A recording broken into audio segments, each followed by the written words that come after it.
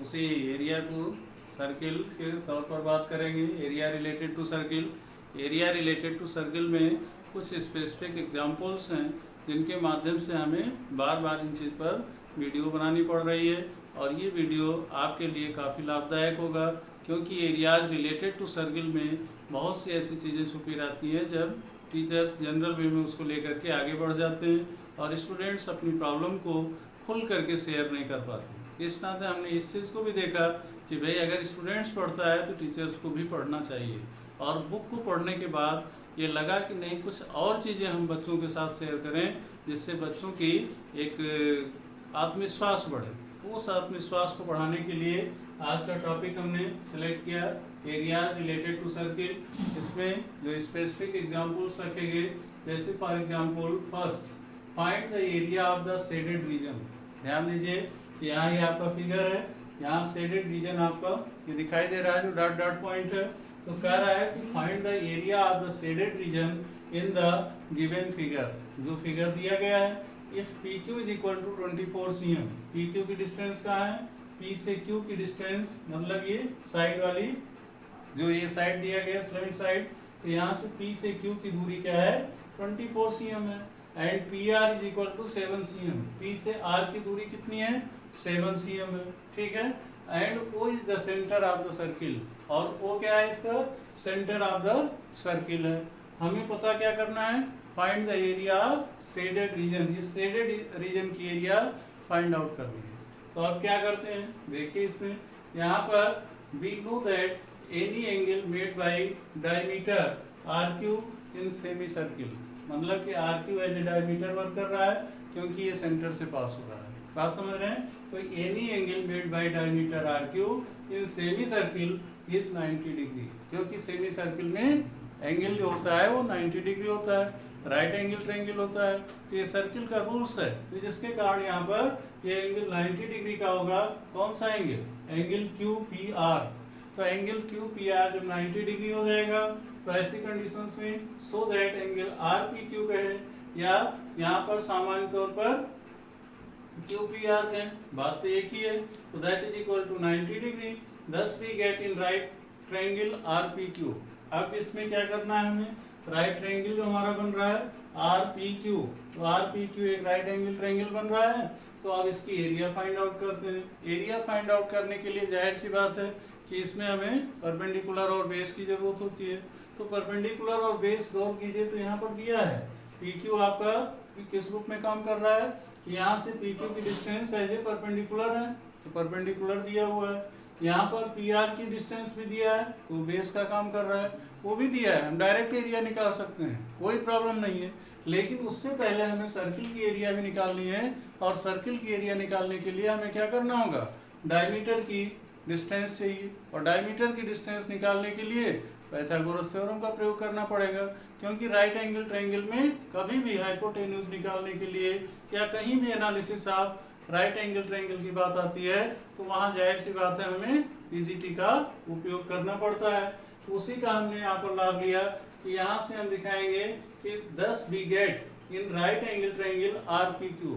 तो अब right angle triangle RPQ में क्या है, RQ square is equal to PR square plus PQ square, means RQ square. तो RQ आपकी डिस्टेंस है, तो RQ मीन्स डायमीटर का स्क्वायर, तो diameter square is equal to perpendicular square plus base square. यही हमारा PGT है, पाइथागोरस थ्योरम है। अब यहाँ से वैल्यू पुट कर दीजिए। तो RQ स्क्वायर तो आपको मालूम नहीं है, हमने पहले कहा कि यहाँ पर RP की वैल्यू दी गई है और साथ में PQ की वैल्यू दी है।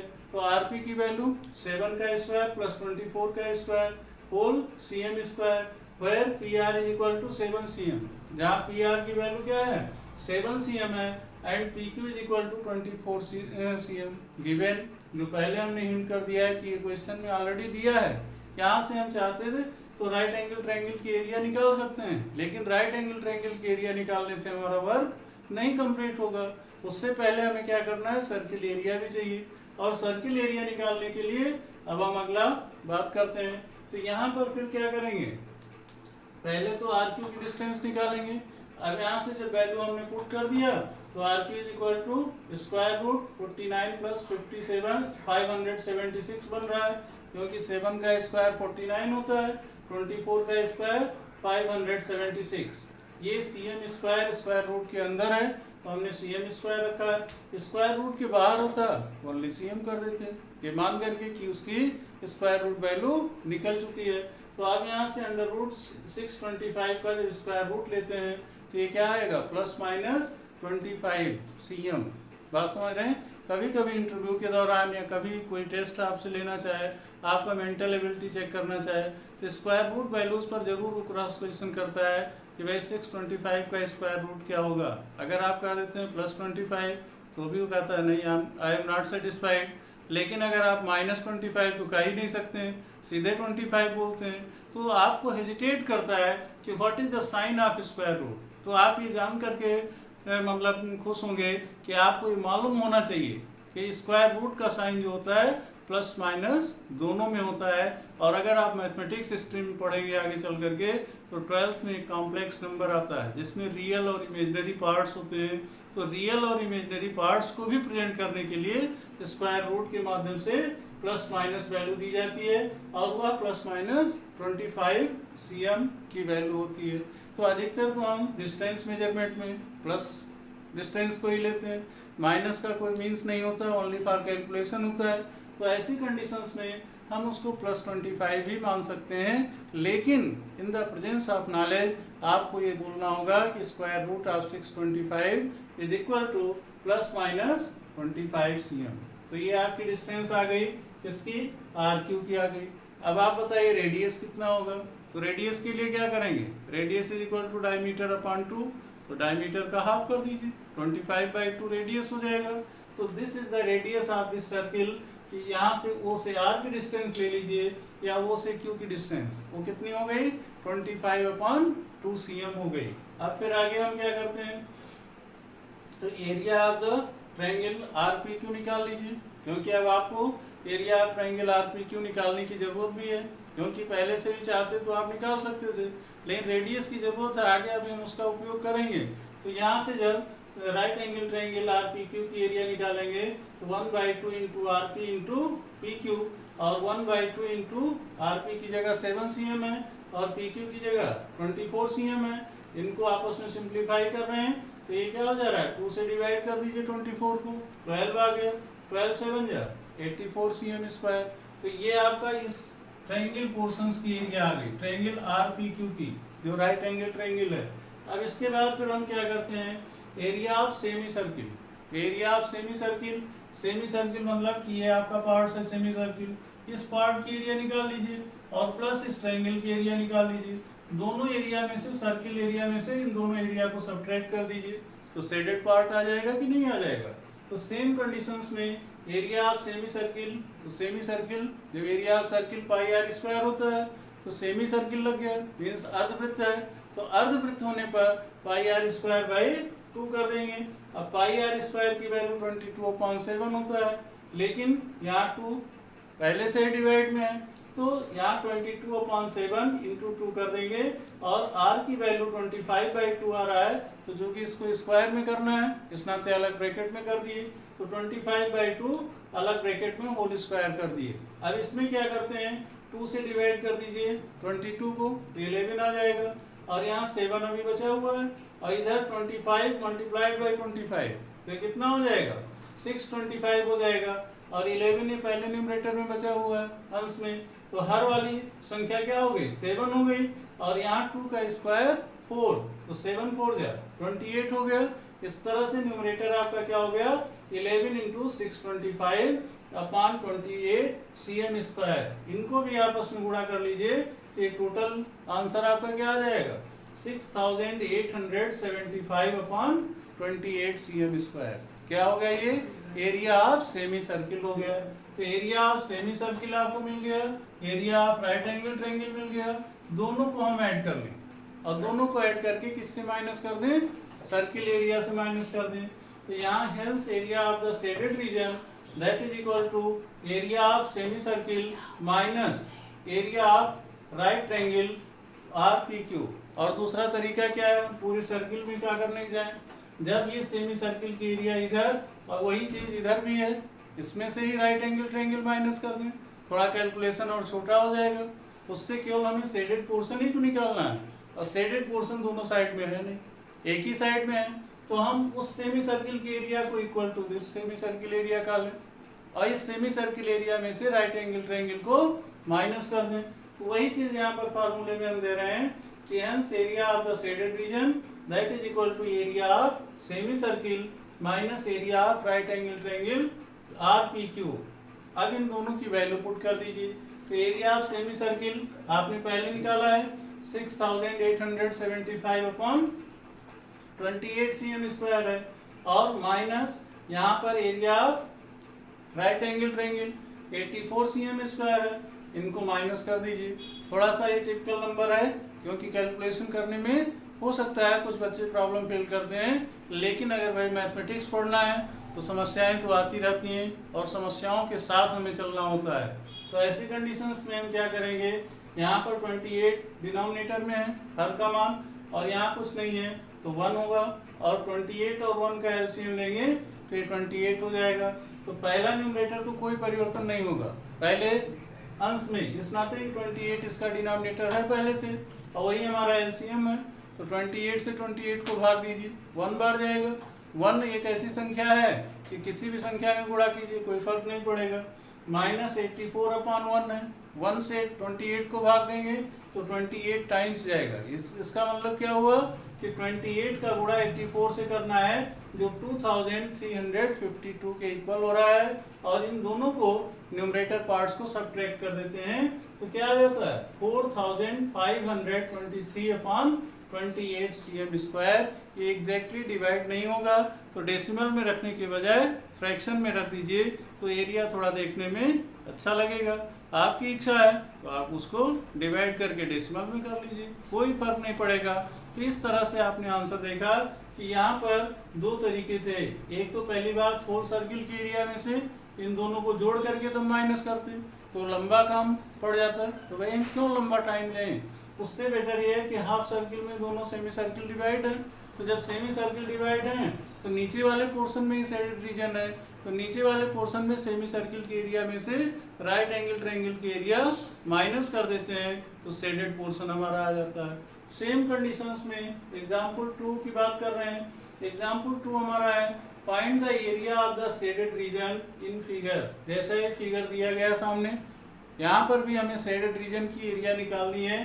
तो ऐसे ही टिपिकल क्वेश्चंस सजेस्ट किए जाते हैं अधिकतर areas related to the circle में। तो areas related to the circle में ऐसे कुछ स्पेसिफिक एग्जांपल्स हैं जिनको हमें बराबर ध्यान में रखना होता है, प्रैक्टिस करना होता है, और स्पेशली क्लास 10th के बच्चों के लिए तो सबसे ज़्यादा ज़रूरत है कि हर 2-3 दिन बाद एक बार प्रैक्टिस करते रहेंगे तो उनका एग्ज़ाम आने वाले टाइम का सक्सेसफुल होगा।